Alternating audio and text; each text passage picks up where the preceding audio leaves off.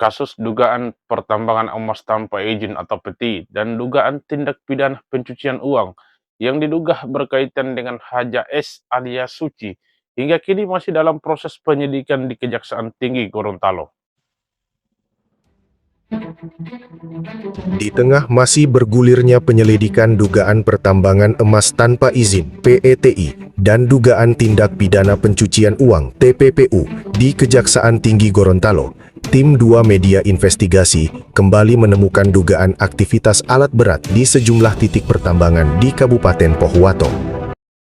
Ya, seperti yang Anda lihat di belakang saya, ini salah satu titik lokasi yang terduga milik salah satu pelaku usaha yang bernama Haja S atau dikenal Haji Suci. Yang kita tahu bersama bahwa dugaan kasus TPPU tindak pidana pencucian uang di Kejaksaan Tinggi itu masih bergulir. Nah, kami menemukan satu fakta terbaru, aktivitas pertambangan ilegal milik Haji Suci masih sedang berlangsung.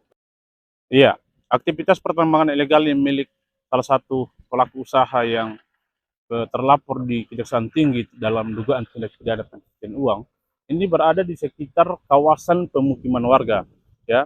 Dan kita lihat ini dekat pemukiman warga, di sana ada jalan dan rumah-rumah warga.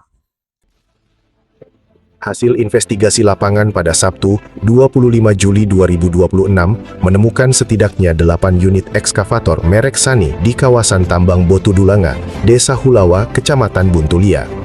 Berdasarkan informasi yang dihimpun, alat berat tersebut diduga berkaitan dengan Haji S alias Suci.